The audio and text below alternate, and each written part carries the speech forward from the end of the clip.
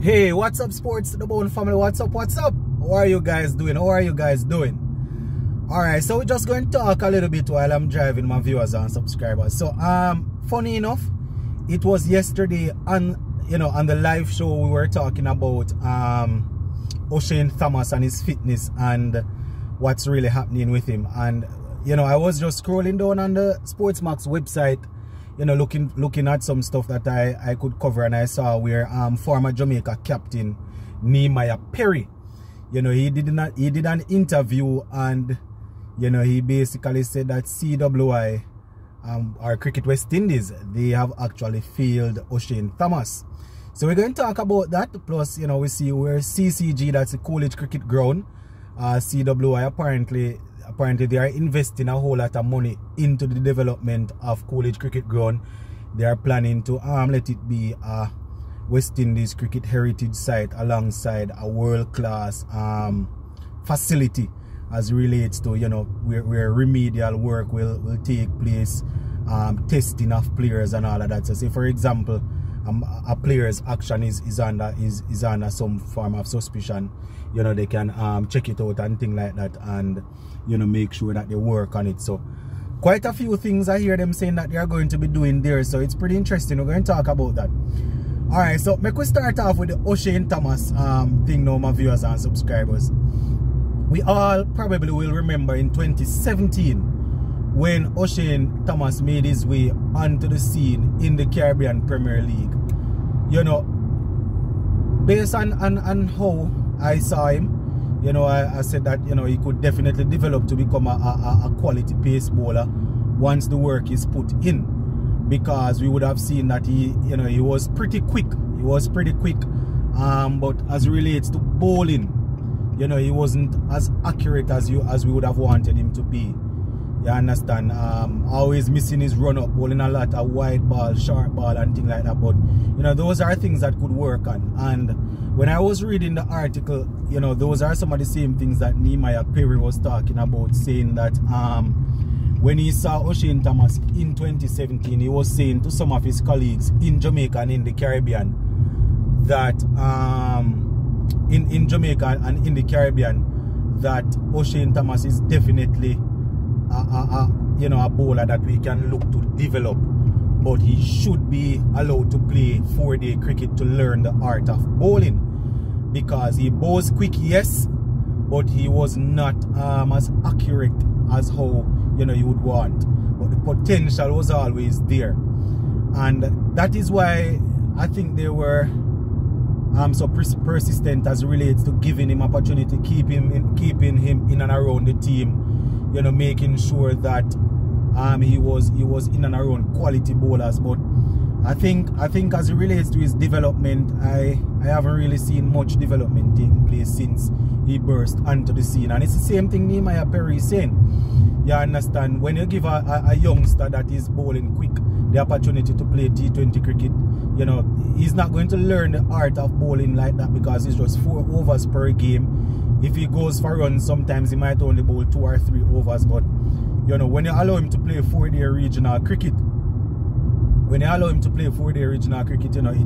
actually working on him. It's the best way for him to work on his bowling, learn the art of bowling, his run up, a good line and length that he needs to bowl, because in 4-day regional cricket you're gonna be bowling probably 20 overs a day or more if you are in good shape, and that is how you develop as a bowler. You understand? So according to Nehemiah Perry, West Indies, CWI did not plan in a good way for him. They according to him, they allowed him to play franchise cricket and and not 4-day cricket. That would have helped with his development. But we all know that even when he just came on the scene, there was some issue with his weight even then. But I don't know my viewers and subscribers, because I personally believe that as a professional athlete, there are certain things that you have to take into your own hands. Just like how we would say the same thing for Hetmeyer. You understand? There are certain things that the players will take into their own hands. But as it relates to playing 4-day regional cricket and things like that, I can definitely see where he's going with that. you know, but the player definitely has to put out the effort also to make sure that he's in good physical condition, you know. But it's I'm not going to say it's too late now, because he's not old. He's in his mid-20s, I think, probably 24, 25, you know. So if they decide to invest in him and work with him, I'm not too sure how that's going to work out, my viewers and subscribers, because, you know, usually at that age a pace bowler would already be well seasoned and conditioned into international cricket. So I just want to put it out there, guys, to ask you whether or not you think CWI actually failed him when they allowed him to just start playing CPL and just start playing also at a different T20 league, put him in T20 international for West Indies without playing 4-day regional cricket.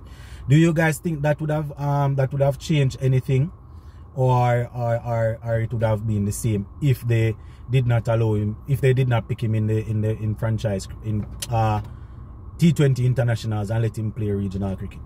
I don't know, my viewers, because if a player don't really go and put in, I mean, more than likely playing 4-day regional championship would have definitely helped in his development, you know, managing the ball and all of that, you know. But I don't know at all. It's food for thought. It's something that we have always debated as it relates to his fitness and whether or not CWI should be doing more for their players, not only O'Shane Thomas but for all of their players. So just let me know what you think in the comment section about that one. Alright, before we go now, viewers, also the Coolidge Cricket Ground, I don't know how many persons saw this on the CWI website, where they are saying they are working, you know, the CWI president saying they are working on developing Coolidge Cricket Ground into a international state-of-the-art facility, where, you know, they will have a high performance center for players, you know. So they will be able to train players there. Players will be able to go in and do remedial work if their action needs working. If a batsman is out of sort, they can bring him there and work on them, you know, things like those, you know.